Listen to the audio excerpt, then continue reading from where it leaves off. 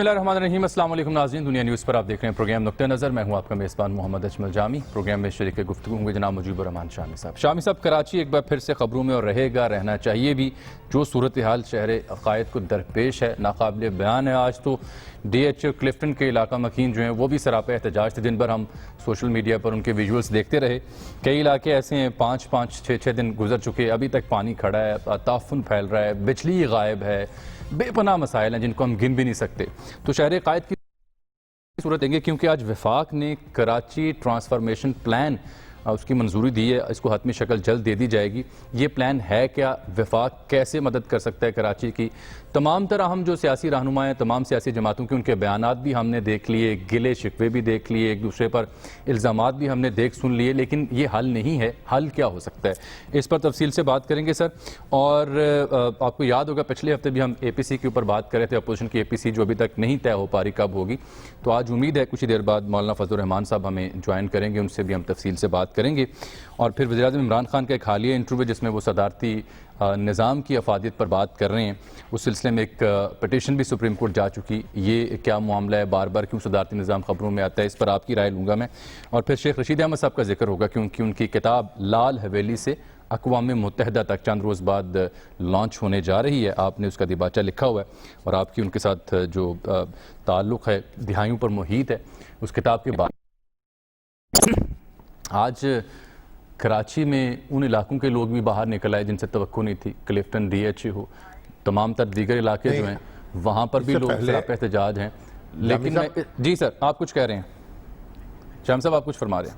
اس سے پہلے جی جو متحدہ عرب امارات میں اسرائیل کا پہلا طیارہ اترا ہے، یہ بھی تو ایک طوفان سے خبر جو ہے۔ تو پہلے اس کی ذرا بات کر لیں، پھر کراچی بھی آتے ہیں۔ اور سعودی عرب نے اجازت دے دی اسرائیلی طیارے کو کہ وہ اس کی سرزمین سے یا اس کی فضا سے گزر کے متحدہ عرب امارات پہنچ سکتا ہے۔ یوں وہ سفر جو بہت طویل تھا مختصر ہو گیا۔ اگر سعودی عرب یہ اجازت نہ دیتا تو اسرائیلی طیارے کو 7-8 گھنٹے لگتے اور ایک طویل سمندر کے اوپر سے گزر کے آنا پڑتا۔ طویل سفر تھا، اور سعودی عرب نے یہ جو اجازت دی ہے یہ بھی ایک ایسا واقعہ ہے، محیر العقول واقعہ ہے۔ اور اس سے پہلے جو بھارتی طیارے ہیں ان کو بھی اجازت دی جا چکی تھی وہاں جانے کے لیے۔ اس اجازت سے شامی صاحب یہ سفر جو کئی گھنٹوں پر محیط ہو سکتا تھا، پورا جو گلف ریجن کو کراس کر کے اوپر سے جانا پڑنا تھا، اب وہ 3 گھنٹے اور 10 منٹ کے لگ بھگ کا ٹائم بنا، اور فلائٹ جو ہے وہ یو ای سے تل ابیب جا کے لینڈ کی ہے۔ یہ بالکل ایسی بات ہے جیسے ہمیں مشرقی پاکستان جانا پڑتا تھا جب انڈیا نے پابندی لگا دی، تو سری لنکا سے ہوتے ہوئے جانا پڑتا تھا، اور 2 گھنٹے کا سفر جو تھا 2-2.5 گھنٹے کا وہ کئی گھنٹوں کو محیط ہو گیا تھا۔ اسی طریقے سے اب یہ سفر آسان ہوا ہے۔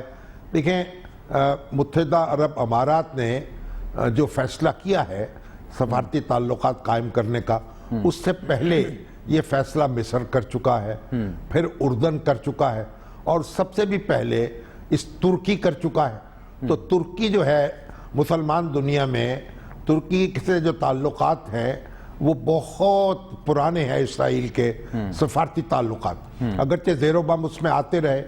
اور عمان جو ہے اس کی طرف سے بھی جھنڈی دکھائی جا رہی، سبز جھنڈی۔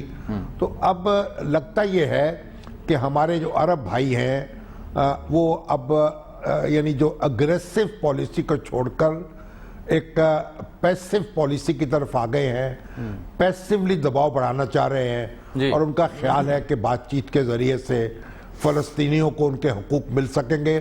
اب ہمیں اس کا انتظار کرنا پڑے گا، کیونکہ سعودی عرب نے یہ بات کہی ہے کہ جب تک فلسطینیوں کو ان کے حقوق نہیں ملتے اس وقت تک وہ اسرائیل کو تسلیم نہیں کرے گا۔ بڑا واضح بیان سعودی عرب نے تو دے دیا نا۔ تو اس سے پاکستان نے بھی سختی سے بات کی ہے عمران خان صاحب نے، لیکن اس میں بھی جو جوہری بات ہے وہ یہی ہے کہ فلسطینیوں سے جب تک مسئلہ حل نہیں ہوگا، معاملہ طے نہیں ہوگا، پاکستان تسلیم نہیں کرے گا۔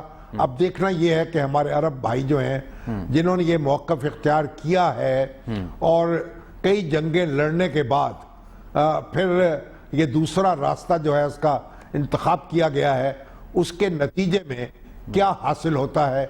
और हमें जज्बात का इज़हार करने की बजाय ज़रा दिल पे हाथ रखकर मामलात को देखना होगा।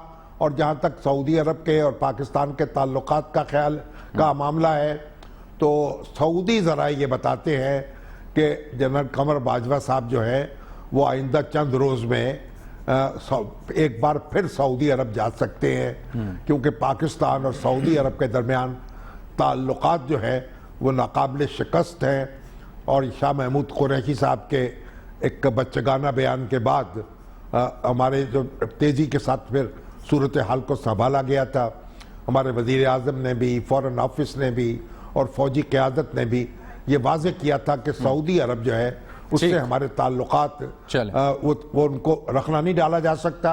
तो अब मज़ीद जब जाएंगे, और एक बात बड़ी दिलचस्प मुझे मालूम हुई है कि वो जो $1 अरब की बात होती है कि सऊदी अरब को वापस कर दिया गया है, तो मालूम यह हुआ है कि वो भी अभी तक कागजात में ही है। ठीक है, अमली तौर पर वो पैसे वापस नहीं पहुंचे।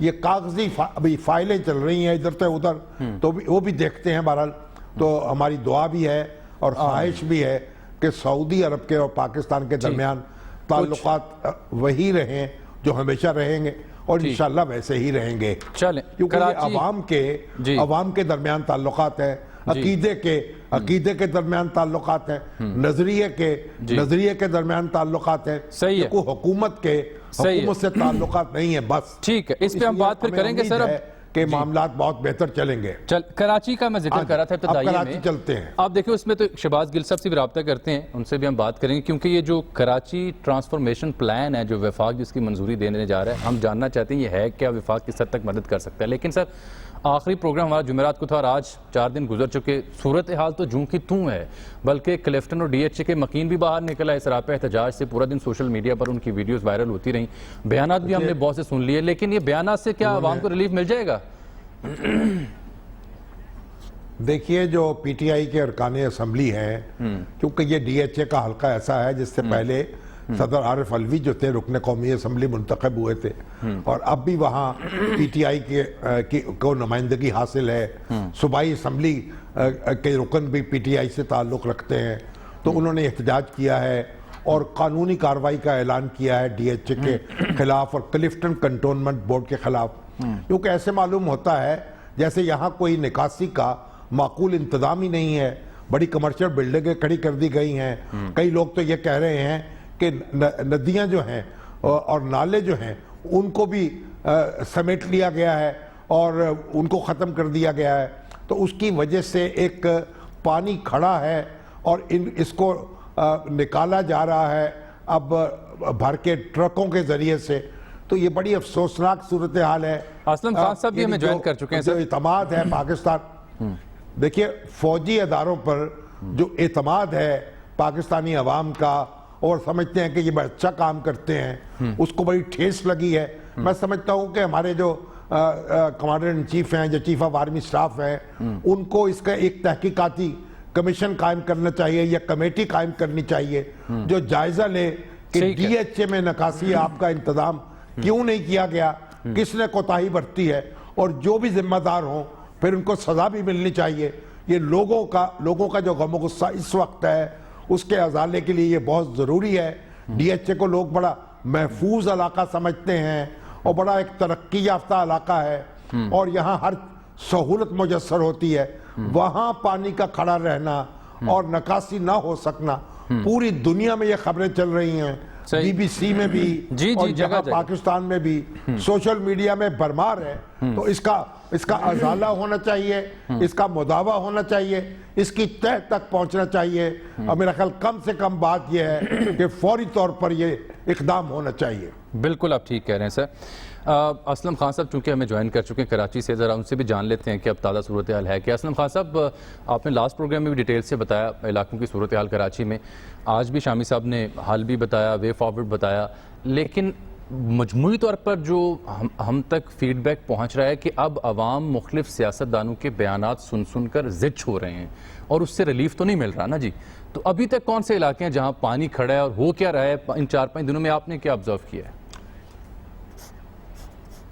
دیکھیں اس وقت اگر ہم بات کریں کہ ایک ہفتہ ہو گیا جو بارشوں کا سلسلہ شروع ہوا تھا وہ پیر سے شروع ہوا تھا، اور جمعرات کو یہ بارشیں رک چکی ہیں، 4 روز ہو گئے، لیکن اب بھی کچھ علاقے ایسے ہیں. اگر ہم بات کریں کہ جو اولڈ سٹی ایریا کھارادر کی جو ایک تجارتی مرکز ہے ہمارا ٹاور، کھارادر، میڈیسن مارکیٹ، جوڑیا بازار، بولٹن مارکیٹ، یہ وہ علاقے ہیں جہاں ابھی بھی پانی ہے. میڈیسن مارکیٹ کی ہم بات کریں تو وہاں پر بھی صورتحال خراب ہے. کھارادر کی بات کریں تو اب سے کچھ دیر پہلے وزیر اعلیٰ سندھ مراد علی شاہ کی زیر صدارت جو اجلاس ہوا تھا اس میں بھی یہ بتایا گیا کہ جو کھارادر کا علاقہ ہے وہ آج رات گئے تک کلیئر کیا جائے گا. اب اس سے اندازہ لگا لیں کہ 4 سے 5 دن بعد وہ علاقہ کلیئر ہوگا. کورنگی کراسنگ کی ہم بات کریں تو وہ ابھی تک کلیئر نہیں ہوا ہے. اس کے علاوہ ناز آباد، نارتھ ناز آباد کے کچھ علاقے ہیں. جامی صاحب اگر پانی اتر بھی گیا ہو تو صورتحال یہ ہے کہ وہاں پر کیچڑ ہے اور وہ اتنی زیادہ ہے کہ اگر اس کو صاف کرنے میں لگیں شاید اس میں 3-4 دن اس میں بھی لگ جائیں گے. تو شہری اس بارش سے جو کراچی میں ہوئی جو رحمت رہی، لیکن مسئلہ یہ ہے کہ وہ اتنی زیادہ بارش ہوئی ہے کہ وہ کراچی والوں کے لیے ایک بڑا مسئلہ بن گئی ہے. ابھی آپ کو یہ بات بتاؤں میں کہ کے الیکٹرک والے خود ابھی اس اجلاس میں بتایا گیا کہ 12 فیڈر تھے ڈیفنس میں، 6 بحال ہو سکیں، 6 اب بھی بحال نہیں ہوئے، اس لیے کہ بہت سے گھروں کے بیسمنٹ میں پانی ہے، اس میں بھی شاید 3 سے 4 دن لگیں گے. اندازہ لگا لیں کہ ڈیفنس میں یہ صورتحال ہے.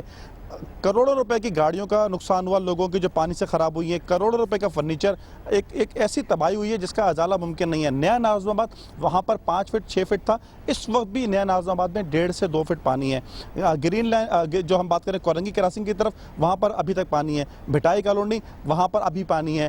کورنگی جو کازوے ہے وہ 4 روز کے بعد ٹریفک کے لیے کھولا گیا ہے اور اس کی حالت اتنی بدتر ہو چکی ہے اس 3-4 کلومیٹر کے سڑک کی کوئی اندازہ لگانا کوئی مشکل نہیں ہے کہ اس کو اب درست کرنے میں کتنا وقت لگے گا. اسی طرح کورنگی کراسنگ کی صورتحال رہے گی.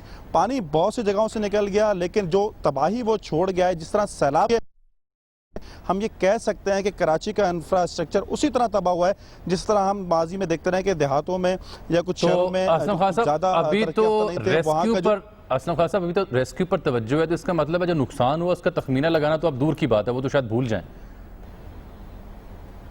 سر 7 روز کا ٹائم دیا ہے جامی صاحب. 7 روز میں کہا گیا ہے کہ جو ڈپٹی کمشنر ہیں وہ نقصانات کا اندازہ لگائیں، لیکن وہ اندازہ لگائیں گے، وہ رپورٹ حکومت کو دیں گے، پھر اس کا دوبارہ ایک طریقے سے آڈٹ ہوگا اور اس کے بعد پھر شاید وہ رقم جاری کی جا سکے گی یا پھر فیصلہ کیا جائے گا اس بارے میں. بہت شکریہ اسلم خان صاحب. شامی صاحب اب وفاقی حکومت کا موقع بھی لیں گے لیکن وہ اگلے حصے میں، کیونکہ ابھی جے یو آئی فے کے سربراہ مولانا فضل الرحمان صاحب نے ہمیں جوائن کیا ہے. میں چاہ رہا ہوں ذرا ان سے پہلے ہم بات کر لیں چونکہ میں اناؤنس کر چکا ہوں، تو نماز ادا کر رہے تھے، ابھی دستیاب ہوئے ہیں پروگرام کے لیے.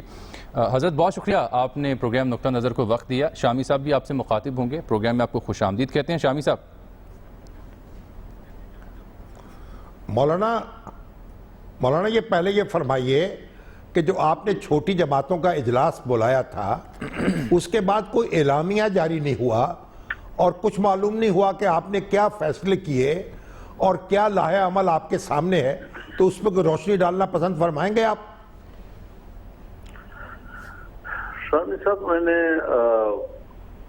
ان دنوں میں ان پارٹیوں کو دعوت دی تھی جب 2 بڑی پارٹیوں سے کسی قسم کا رابطہ نہیں تھا اور ہم بھی یہ سوچ رہے تھے کہ جو ان 2 بڑی پارٹیوں کے بارے میں تحفظات ہیں ان کو ہم یکجا کر سکیں اور پھر سب لوگوں کا اعتماد لے کے پھر ان سے رابطے کی بات کی جائے یا ان تحفظات کو دور کرنے کی بات کی جائے. لیکن چونکہ اس دوران میں میاں شہباز شریف صاحب نے رابطہ کیا اور وہ تشریف لائے اپنے پورے وفد کے ساتھ، تو ان کے ساتھ کچھ بات ہوئی، لیکن پھر چھوٹی جماعتوں کو اعتماد میں لینا ضروری تھا اور ایک کمٹمنٹ تھی ان کے ساتھ، تو وہ اجلاس بھی ہو گیا اور ہم نے پریس کانفرنس کی اس کے فوراً بعد، اور اس پریس کانفرنس میں ہم نے واضح کیا کہ اپوزیشن متحد ہے اور وہ متحد رہے گی اور ہم تمام معاملات باہمی مشاورت کے ساتھ طے کریں گے. یہ تمام چھوٹی جماعتوں کی رائے تھی.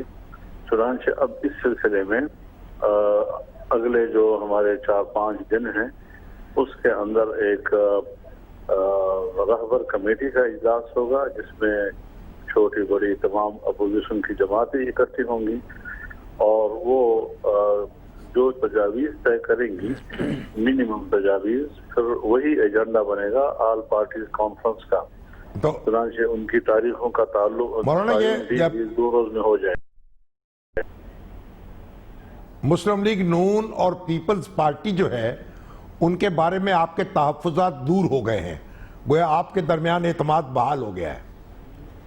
जी, इस हवाले से तो इतना ज़रूर है कि हम सबका इस पर इत्तेफाक हुआ है कि अपोजिशन को हर कीमत पर एक होना चाहिए, और 2 अपोजिशनों का तस्वुर जो है ये बिल्कुल भी मुल्क की सियासत के लिए मुफीद नहीं है। तो सब ने ये एक अच्छा वसीअ-ज़र्फ़ी का मुज़ाहरा किया और सब ने इस पर इत्तेफाक किया कि हम सारी अपोजिशन को एक मुत्तहिदा अपोजिशन ही कहेंगे, और हम कोई अलग अलग मीटिंगें करने की बजाय इज्तिमाई तौर पर बैठेंगे सारे, और जो भी मामलात होंगे वो ज़ेर बहस आएंगे, गुफ्तगू आपस में होगी और इत्तिफाक राय हासिल किया जाएगा। तो ये जमात इस्लामी जो है ये छोटी जमात है या बड़ी जमात है? क्योंकि ना ये छोटों में नजर आ रही है ना ये बड़ों में नजर आ रही है। हमने तो उनको दावत दी थी, अब ये नहीं मालूम कि वो छोटी जमात नहीं है इसलिए नहीं आए या वो बड़ी जमात नहीं है इसलिए नहीं आए। तो क्या एपीसी में आएंगे वो? अब जाहिर है कि पहले माजी में तो वो एपीसी में शरीक नहीं रहे हैं, सिवाय इसके कि जब हमने इलेक्शन के फौरन बाद जो इजलासात किए थे तो उनमें वो शरीक रहे थे, और जो इस वक्त पूरी अपोजिशन का मौक़िफ़ है 2018 के आम इंतखाबात के हवाले से, उस पर उनका इत्तेफाक राय मौजूद था।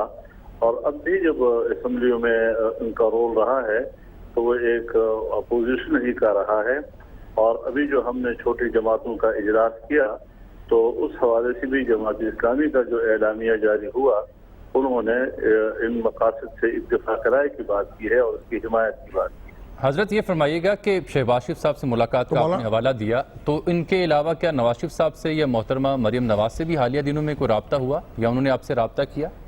देखिए, बुनियादी बात यह है कि मुस्लिम लीग एक जमात है, और ये बात मुनासिब नहीं है सियासत में कि हम नवाज शरीफ को अलग सा ताबीर करें और मरियम नवाज को या नवाज शरीफ को अलग से ताबीर करें। ये उनकी जमात के अंदर के मामलात हैं। हमारी नज़र में पूरे मुस्लिम लीग नून एक है, और हम एक मुस्लिम लीग की और उसकी क़यादत की बात सुनेंगे। वो बात आपकी दुरुस्त है, लेकिन मैं अर्ज कर रहा था क्या उन दोनों से भी कोई रब्ता हुआ इन दिनों में? राब्ते तो होते रहते हैं, राब्तों का कोई इसका ये माना नहीं है कि हम खुदा न खास्ता किसी जमात से कोई एक अलग तस्वुर करके उनसे बात कर रहे हैं, बल्कि ये सब पार्टी के कायदीन कहलाते हैं। ये पूरा खानवादा जो है वो जिसको मुस्लिम लीग नून को क़यादत कर रहा है, तो जाहिर है जी कि उसमें जो रस्मी गुफ्तगू होती है वो मियाँ शहबाज शरीफ साहब ही से होगी, इसलिए कि वो इस वक्त उसके सदर हैं, और बाकी तो मुख्तलिफ लोगों से राब्ते और गुफ्तगू होती रहती है। तो मौलाना क्या आप बताना चाहेंगे हमारे नाज़रीन? मौलाना ये क्या ऐसी बात हुई नवाज शरीफ साहब से आपकी, नवाज शरीफ साहब से ऐसी क्या बात हुई आपकी कि जिसमें इतनी तटफल्ली मच गई, हंगामा हो गया, और वजीर आजम ने कहा कि मुझे बड़ी गलती हो गई है, उनको इजाजत दे दी है जाने की? मैं इस पर तो तबसरा नहीं कर सकता, क्योंकि ये न तो वजीर आजम है हमारी नज़र में, और नहीं आज तक उन्होंने कोई माकूल बात की है। तो ये भी उसी तरह की एक बोंगी है जो पहले होती रही है। ये तो मतलब उनकी बातें हैं वो करते रहते हैं, और मैं उसे इस काबिल नहीं समझता कि उस पर तबसरा करूं। अलबत्ता मियाँ नवाज शरीफ साहब की तरफ से जो भी राब्ता हुआ है उन्होंने हमारे साथ मुकम्मल यकजहती का और हमाहंगी का इजहार किया है, और हमारे मौक़िफ़ के बहुत ही करीब रहे हैं हमेशा। तो नालेक ये है कि अब पार्टी का उनका अंदरूनी मामलात हैं, हम कभी भी किसी दूसरी पार्टी के मामलात में मुदाखलत नहीं करते, और उनके बाहमी रवाबित कैसे हैं, मियाँ नवाज शरीफ साहब का वहाँ मौजूद होना, बाकी हजरात के यहाँ मौजूद होना, तो ये राब्तों का एक मामला उनका अपना मामला है। हमारे साथ जो बात हो रही है वो बतौर मुस्लिम लीग नून के एक पार्टी की हो रही है, अफराद की नहीं हो रही। मियाँ नवाज शरीफ साहब जो उनके लीडर हैं और कायद हैं, तो उनकी तरफ से मुसलसल हौसला अफजाई हो रही है हमारी। حضرت یہ فرمائیے گا کہ یہ تاخیر کیوں ہو سکی اے پی سی کے انعقاد میں؟ اس پر حکومتی سطح پر بھی تنقید کی جاتی ہے کہ یہ تو علامتی معاملہ ہو چکا، تو اگر عوام الناس کو یہ سمجھانا پسند کریں کہ تاخیر کی بنیادی وجہ کیا تھی؟ تو ظاہر ہے کہ ہوئی تاخیر تو کچھ باعث تاخیر بھی تھا، تو یہ جو 2 سال گزرے ہیں تو یہ بہت لمبا عرصہ ہے تاخیر کا، اور یہ نہیں ہونا چاہیے تھا۔ اس حوالے سے ہم نے ہمیشہ اپوزیشن کی جماعتوں کے بیچ بھی یہ صورتحال رکھی ہے، بڑی جماعتوں کے درمیان بھی ہم نے رکھی ہے، اور اس پر ہم نے جو اپنی ناراضگی یا تحفظات کا اظہار تھا وہ بھی کیا ہے۔ لیکن اب جب دوبارہ ہمارے رابطے بحال ہو گئے ہیں اور ان قریب یعنی ہفتہ 10 دن کے اندر اندر رہبر کمیٹی اور اے پی سی کے انعقاد کے امکانات بھی پیدا ہو گئے ہیں، تو میرا خیال میں ہمیں اس پہلو کو ترجیح دینی چاہیے تاکہ ہم ہم آہنگی کے ساتھ ایک متفقہ موقف لے کر میدان عمل میں آ سکیں۔ مولانا جو کراچی کی صورتحال ہے وہ تو بہت خراب ہے، اس وقت وہاں لوگ ڈوبے ہوئے ہیں، ان کا املاک کا نقصان ہو چکا ہے، کئی جانیں ضائع ہو گئی ہیں، تو اس کا کوئی بھی جائزہ لیا آپ نے، یا اس پہ بھی نظر ہے آپ کی کہ کراچی کو درست کرنے کے لیے، کراچی کو اپنے پاؤں پہ کھڑا کرنے کے لیے ایک بار پھر کیا کیا جانا چاہیے؟ کوئی مشترکہ منصوبہ بندی کی ضرورت نہیں ہے اس کے لیے؟ حضرت کراچی ہمارا ایک ایسا شہر ہے کہ جہاں پورے ملک کا غریب طبقہ جن کے پاس روزگار کی کوئی صورت نہیں ہوتی وہ کراچی کا رخ کرتا ہے، اور اس کی آبادی جس تیزی کے ساتھ بڑھتی ہے شاید پاکستان کے دوسرے شہروں کی آبادی اس انداز سے نہیں بڑھ رہی۔ پھر جب آپ روزگار کے لیے ایک شہر پر اتنا پریشر ڈالتے ہیں تو اس سے ظاہر ہے جی کہ لوگ گھر بھی بنائیں گے، رہنے سہنے کی جگہ بھی بنائیں گے۔ زیادہ تر کراچی کا کوئی نقشہ موجود نہیں ہے، اور جہاں پر پانی کے نکاس کے راستے ہیں وہاں پر بھی دکانیں، بلڈنگیں، ہوٹلیں بنے ہوئی ہیں، چنانچہ ہر طرف سے نکاس کے راستے بند ہیں۔ ہم اس دن روتے ہیں جس وقت بارشیں ہو جائیں اور ہمارے شہر جو ہے پانی سے بھر جائے، اور یہ ایک دفعہ نہیں، سال 2 سال کے اندر اس قسم کی صورتحال پیدا ہوتی رہتی ہے، لیکن کبھی ہم نے اس کو سنجیدگی سے نہیں لیا، کسی حکومت نے اس کو سنجیدگی سے نہیں لیا۔ بس وہ 2-4 دن ہوتے ہیں، گزر جاتے ہیں، پانی بیٹھ جاتا ہے، اور جب زمین خشک ہو جاتی ہے اور لوگ چلنا پھرنا شروع کر دیتے ہیں تو ہم سمجھتے ہیں کہ بلا ٹل گئی، اور یہ کبھی نہیں سوچا کہ ایک اور بارش آ جائے تو وہ بلا دوبارہ سامنے موجود ہوگی۔ تو اس کے لیے ایک بنیادی طور پر ہمیں ایک بڑے منصوبہ بندی کرنی ہوگی اور مضبوط منصوبہ بندی کرنی ہوگی، اور اس حوالے سے اب لوگ یہ بھی شک کر رہے ہیں کہ کراچی کی اس صورتحال کا غلط فائدہ بھی اٹھایا جا رہا ہے، کہ ایک تعصب دیا جا رہا ہے کہ اس کی خرابات کا جو اصلاح کا ایک ہی راستہ ہے کہ کراچی کو سندھ سے کاٹ دیا جائے۔ میرا خیال ہے یہ ملک پہ ایک نیا ایشو پیدا کرے گا، اور ایک ایسا تضاد کہ کل فاٹا کو تو صوبے کے ساتھ ضم کیا جا رہا ہے، وہاں قبائل کہہ رہے تھے کہ ہمیں الگ رکھو، تو ان کو زبردستی جو ہے صوبے کے ساتھ وابستہ کر دیا گیا۔ یہاں پر سندھی لوگ کہتے ہیں کہ کراچی کو اکٹھا رکھو، اور یہاں پر اس کو الگ کرنے کی باتیں ہو رہی ہیں۔ تو اس قسم کی چیزیں جو لوگوں کی بدحالیاں ہیں اور شہر کی جو خرابات ہیں اور تباہیاں ہیں، ان کو سیاسی ایشو کیوں بنایا جاتا ہے؟ ان کو وہیں تک رکھا جائے جہاں تک ہے، اور پاکستان کا سرمایہ وہاں پر اس طرح صرف کیا جائے کہ جس سے نکاح کا انتظام ہو سکے۔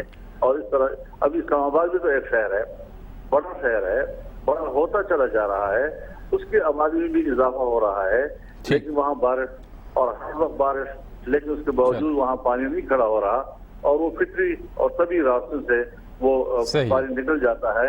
ایک سسٹم کے تحت شہر بڑھ رہا ہے، جبکہ کراچی کے سسٹم کے تحت نہیں بڑھ رہا ہے، جس کی وجہ سے یہ مشکلات۔ ٹھیک فرمایا مولانا، بہت شکریہ، آپ نے قیمتی وقت میں مولانا یہ جو قبائلی علاقے ہیں، قبائلی علاقے کے جو ارکان ہیں اسمبلی کے، جی شام صاحب بات کر لیں شام صاحب۔ میں کہہ رہا تھا قبائلی علاقے کے جو ارکان اسمبلی ہیں، مولانا جو قبائلی علاقے کے ارکان قومی اسمبلی ہیں، ان کی بڑی اکثریت یہ کہہ رہی تھی کہ ہمیں شامل کیا جائے خیبر پختونخوا میں۔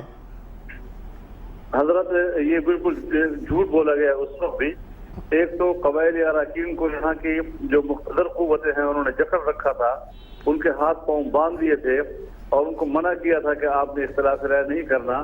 حالانکہ 19 لوگوں میں 15 لوگ جو ہیں وہ اس کے خلاف تھے اور 4 جو ہے وہ اس کے حق میں تھے. لیکن جب ووٹ کا وقت آیا تو سب نے کہا کہ ہم ووٹ نہیں ڈالیں گے کیونکہ پھر ہم حلقوں میں نہیں جا سکیں گے. ٹھیک، بہت بہت شکریہ سر، وقت کی قلت، بہت شکریہ آپ کے قیمتی وقت کا. شامی صاحب بریک آن پہنچے یہاں پر، بریک کے بعد واپس آتے ہیں. تو کراچی کے ہم ذکر کر رہے تھے ابھی، تو جو وفاق کا ٹرانسفارمیشن پلان ہے کراچی کے لیے، شہباز گل صاحب سے بات کریں گے.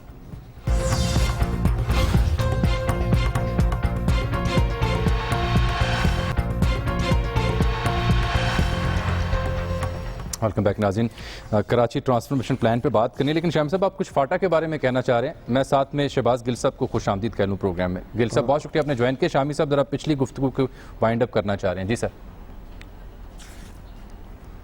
اصل میں کئی دوستوں نے رابطہ کیا ہے اور یہ جو فاٹا کا جو انضمام ہے خیبر پختونخوا میں، اس کے حوالے سے یہ بتانا ضروری ہے اور یاد رکھنا ضروری ہے کہ 31ویں آئینی ترمیم جی کا بل جب پیش ہوا قومی اسمبلی میں تو اس وقت شاہد خاقان عباسی جو تھے جی وہ وزیر اعظم تھے، ایسا ہی اور 229 ارکان اسمبلی نے اس کے حق میں ووٹ دیا. ٹھیک. مولانا فضل الرحمان کی جماعت جو ہے جمعیت علماء اسلام فے اور پختونخوا ملی عوامی پارٹی جی جو اچکزئی صاحب کی جماعت ہے، وہ اس کی مخالف تھیں. 11 ووٹ اس بل کی مخالفت میں آئے اور فاٹا کے کسی رکن قومی اسمبلی نے اس بل کی مخالفت نہیں کی. بالکل ٹھیک. تو اس لحاظ سے یہ ایک حقائق ان کو مد نظر رکھنا ضروری ہے. ٹھیک. شہباز گل صاحب آج یہ فاٹا کہ جی شامی صاحب میں نے کہا فاٹا کے لوگوں کی مرضی اس میں شامل تھی کہ وہ خیبر پختونخوا کا حصہ بن جائے. ویری ٹرو سر، ویری ٹرو. بہت شکریہ کہ آپ نے اس کو واضح کر دیا ناظرین کی نالج کے لیے. گل صاحب آپ سے رابطہ اس لیے کیا آج کہ یہ جو کراچی ٹرانسفارمیشن پلان ہے یہ بالآخر ایک بہت بڑی خبر ہے کہ وفاق سر جوڑ کے بیٹھا ہے، کچھ کرنا چاہ رہا ہے. وزیر اعظم خود کہتے ہیں کہ عوام کو وہ بند کر کے نہیں بیٹھ سکتے. تو یہ بتائیے گا دیکھنے والوں کو، بالخصوص اہلیان کراچی کو، یہ کراچی ٹرانسفارمیشن پلان ہے کیا؟ وفاق کیا کرنا چاہتا ہے؟ بہت شکریہ آپ کا. سب سے پہلے میں شامی صاحب کی خدمت میں عرض کروں گا کہ یہ مجھے ابھی کسی دوست نے بتایا کہ یہاں مولانا فضل الرحمان آئے تھے جو JUIF مطلب جو JUI فیک کے سربراہ ہیں. انہوں نے کوئی بڑا ہی گھٹیا لفظ استعمال کیا عمران خان صاحب کے بارے میں کہ میں ان کی فلاں چیز کا جواب نہیں دوں گا. ٹھیک. تو ہمیں تو وہ پورے کے پورے جو انہوں نے لفظ استعمال کیا مجھے تو وہ خود پورے کے پورے وہ لگتے ہیں. ٹھیک ہو گیا، آپ کا حق ہے کہ آپ ان کے بیان پہ تبصرہ کریں. بالکل. گل صاحب آپ براہ کرم، کیونکہ آپ اس گفتگو میں شریک نہیں تھے، اس لیے اگر آپ شریک ہوتے تو بات ہو جاتی، اور میرا خیال مناسب بات یہ ہے کہ آپ اپنی بات کریں، اور یہ موضوع اس وقت زیر بحث نہیں ہے. میں کیونکہ آپ کی بزم میں آیا ہوں تو آپ کی بزم میں یہ نظم سنا کے گئے تھے تو ان کو یہ جواب دے دیں ہم. چلے ہو گیا. آپ پرائم منسٹر کے بارے میں چلیں، آپ سلجھے ہوئے بد نظمی ہماری بزم میں وہ نظم سنا کے گئے تھے تو بد نظمی پر کو پیدا کرنی ضروری تو نہیں ہے. چلے ہو گیا. چلیے ہو گیا. فرمائیے آپ. انہوں نے ہمیشہ کی طرح تقریب کاری کرنے کی کوشش کی تو میں آپ ان کے ساتھ صنعت کاری کر رہا ہوں. اس وقت بہت اچھا. اچھا سر آ جائیں نا، اب اصل مدے پہ آ جائیں. چلیں آپ کا وقف آ گیا نا. کراچی ٹرانسفارمیشن پلان ہے کیا؟ وفاق کیا کرنا چاہتا ہے؟ جی دیکھیے 18ویں ترمیم کے بعد جو آئینی حقوق ہیں اور جو آئینی ذمہ داریاں ہیں وہ صوبائی گورنمنٹ کو گئیں، لیکن ود ڈس انڈرسٹینڈنگ گئی. میرا خیال ہے اس پہ میں نے آپ دونوں کی گفتگو بہت دفعہ سنی ہے اور آپ دونوں اس چیز کے بڑے دائی ہیں کہ عوام کی جو بے تک جانے چاہیے ان کے رائٹس، جو لوکل باڈیز ہیں، جو لوکل گورنمنٹس ہیں، ان کو ان کی اتھارٹی ملنی چاہیے. میں یہ سن رکھا ہے کہ شامی صاحب بھی اس پہ لب کشائی کرتے رہتے، آپ بھی کرتے رہتے ہیں ٹویٹر پہ بھی، یہاں بھی. نہیں بالکل ٹھیک بات ہے. اب جو ہم نے 18ویں ترمیم میں صوبوں کو تو سب دے دیا. میں صوبوں کو صرف سندھ کو نہیں کہہ رہا، پنجاب کو بھی کہہ رہا ہوں. ہم نے بزدار صاحب کے بھی ہاتھ میں پاور دے دی، ہم نے شاہ صاحب کے ہاتھ میں بھی سندھ میں پاور دے دی. اب وہ پاور دی تھی ود دس انڈرسٹینڈنگ کہ وہ آگے بدین میں या इधर सियालकोट में, फैसलाबाद में, सक्खर में, वहां के लोगों के हाथों में पावर देंगे और वो अपने फैसले खुद करेंगे। अब सिंध में क्योंकि अनफॉर्चुनेट सिचुएशन है, ये अनफॉर्चुनेट ये है कि जिस तरीके से तकरीबन 260 अरब रुपए मुस्लिम लीग नून की हुकूमत 7 साल में जनूबी पंजाब का खा गई और वहां पे एलोकेट करके नहीं लगाई, इसी तरीके से सिंध ने यहाँ पर, क्योंकि उनको ज्यादा वोट अंदरूने सिंध से पड़ता है, कराची पे उन्होंने उस तरीके से पैसा नहीं लगाया जो उन्हें लगाना चाहिए था और लोकल गवर्नमेंट को उन्होंने कभी भी एम्पावर नहीं किया। तो अब प्राइम मिनिस्टर इमरान खान ने एक दफा फिर एक स्टेटमैन होते हुए, स्टेटमैनशिप का मुजाहरा करते हुए खुद चीफ मिनिस्टर के साथ बात भी की, खुद इनिशिएटिव लेके, आपको पता भी होगा असद उमर साहब को भी ये जिम्मेदारी थी और इसमें तमाम स्टेक होल्डर्स को इन्वॉल्व करके अब ये कहा है कि आप मिलके बैठे, फेडरल गवर्नमेंट इसमें सब कुछ करेगी, मजीद फंड देने की जरूरत पड़ी वो भी देगी, जो कुछ फेडरल गवर्नमेंट कर सकती करेगी। हम इनसे इल्तजा करते हैं तमाम फरीकों से, इल्तजा का वर्ड इसलिए नहीं कि यहाँ कोई किसी किस्म की कमजोरी है या आइन हमें रास्ता नहीं देता या आइन में कोई ऐसा रास्ता नहीं, लेकिन क्योंकि शामी साहब बुजुर्ग है, ये समझाते रहते हैं कि मिलजुल के काम करें, तो उस सिलसिले में जो इस टाइम कराची के शहरियों के ऊपर बीत रही है, इतनी सख्त बारिश के अंदर, इतनी कसम पुरसी में वो है इस टाइम पाकिस्तान का सबसे ज्यादा टैक्स देने वाला जगमगाता सितारा हमारे कायद का शहर, तो हमारे लिए इस टाइम सबसे इंपॉर्टेंट अपने शहरियों की जो है वो कंफर्ट है। इसलिए प्राइम मिनिस्टर ने एक कदम आगे बढ़कर इन सबको कहा है कि आप मिलके बैठें, तमाम स्टेक होल्डर्स, फेडरल उसमें अपनी जिम्मेदारियों से बढ़ के आगे जाके जिम्मेदारियां निभाएगा और हम कराची का एक सब स्टेक होल्डर साथ बैठकर हल चाहते हैं। हम प्राइम मिनिस्टर कराची जा रहे हैं तो मुनासिब ना होगा कि वहां बैठ के सबको ऑन बोर्ड ले लें? जी बिल्कुल ये होगा, बिल्कुल ये होगा, लेकिन आपको पता है कि क्योंकि इस टाइम तो बारिश हो चुकी और हमें फौरी तौर पर एक्शन लेना, तो उसके जो फौरी एक्शन थे वो शुरू कर दिए गए। यहाँ पर मैं सैल्यूट करूंगा पाकिस्तान आर्मी को, जिनकी 60 से ज्यादा डिटैचमेंट्स वहां पे काम कर रही हैं। यहाँ एनडीएमए को मैं सैल्यूट करूंगा जितनी जांफशानी से काम कर रहे हैं, और बाकी जो हमारी लोकल गवर्नमेंट के जो इदारे हैं, सूबाई गवर्नमेंट के इदारे हैं जो काम कर रहे हैं, और उनको मैं उनकी मजम्मत करूंगा उन तमाम लोगों की जिन्होंने पिछले 12-13 सालों में तमाम जो बरसाती नाले थे वहां पर जमीनें गैर कानूनी तौर पर अलाट करके कहीं पे ज़ियाउद्दीन हॉस्पिटल बना दिया, कहीं पे कुछ बना दिया। अब हजूर कई हाउसिंग सोसाइटीज भी बनी है ना, उनका फिर नाम लेना मुश्किल हो जाएगा। बिल्कुल, हाउसिंग सोसाइटी जो कुछ भी बना है सर, कोई हाउसिंग सोसाइटी बनी है, कुछ भी बना है, वहां पर कोई सरकारी इमारत बनी है, किसी इदारे की इमारत बनी है, जो कुछ भी, देखिए ये तो एक क्राइम है कि जहां से पानी का बहाव है आपने उसे रोक दिया, लोगों के घरों में चला गया वो पानी। हमारी एज अ कौम मसला ये है कि जब तक पानी सर तक नहीं आता हमको होश नहीं आती। नहीं, अब आप देखें, मुझे आज देख गिल साहब आपका कोई नहीं, आप ये फरमाएं पेश नहीं करेगी, अभी सिर्फ डिस्कशन का मामला है, यानी कोई मंसूबा आपने नहीं बनाया कि जिससे ये मामला दुरुस्त किए जा सके? नहीं जी, मंसूबा इसका है, तीन एजेंडा मंसूबा इसका। बुनियादी तौर पर देखिए, फेडरल, दोबारा आपकी खिदमत में किया कि ये है तो सूबाई मसला।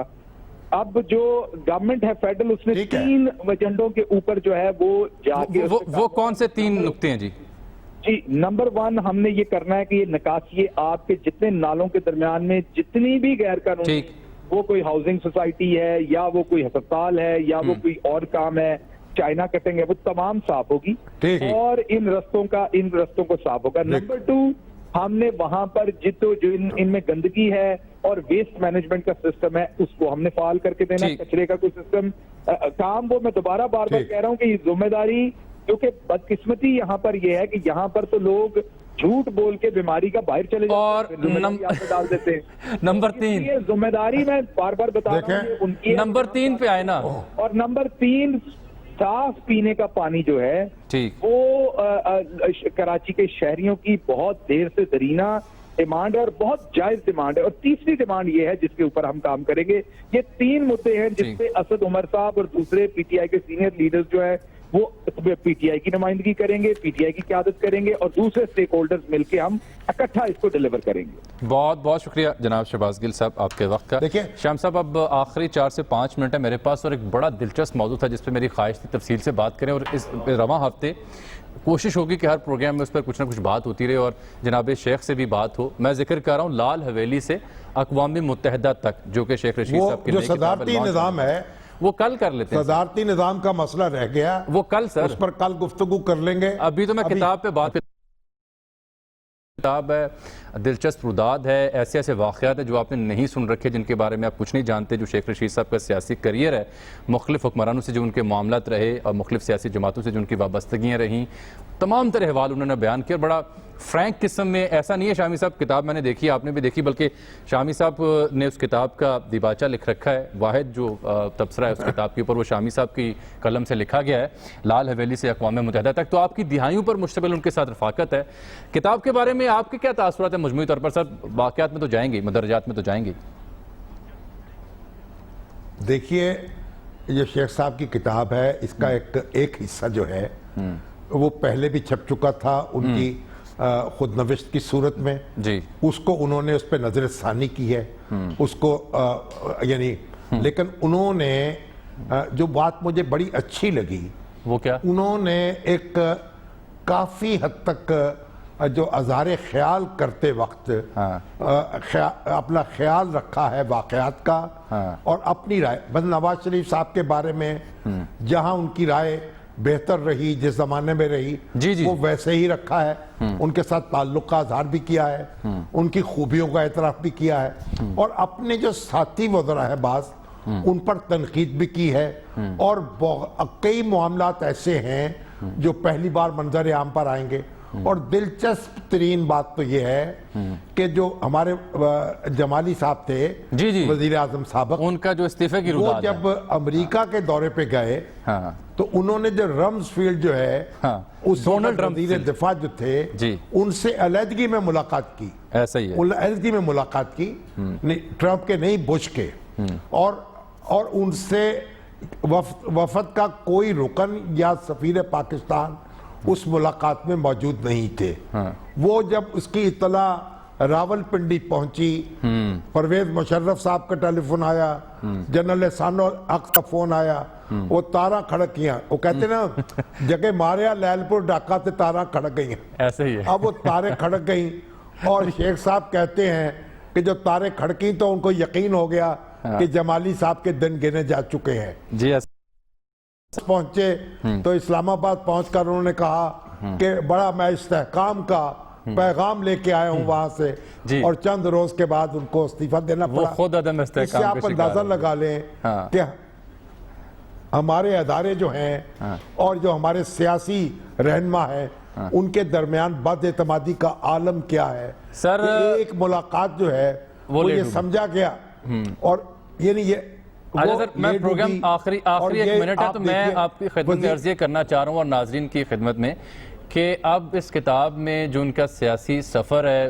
طالب علمی کے ایام میں جو سیاست تھی, پھر جیل جو گئے ایوب خان صاحب اور بھٹو صاحب, پھر اس کے بعد ضیاء صاحب اور دیگر جو واقعات ان کی زندگی میں گزرے ہیں, ان پہ ہم فردن ذکر کریں. لیکن جاتے جاتے دو بڑے دلچسپ واقعات ہیں سر, دو بڑے دلچسپ واقعات ہیں سر.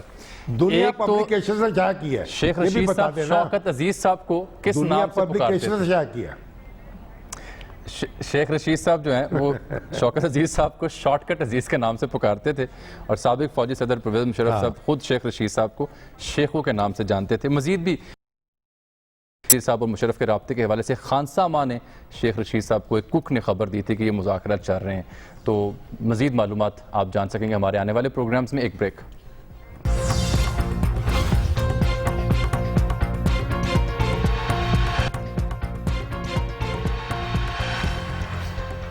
ناظرین, آج کے نقطہ نظر سے اتنا ہی. آپ سے ملاقات ہوگی کل, تب تک کے لیے اجازت دیجیے. اللہ حافظ.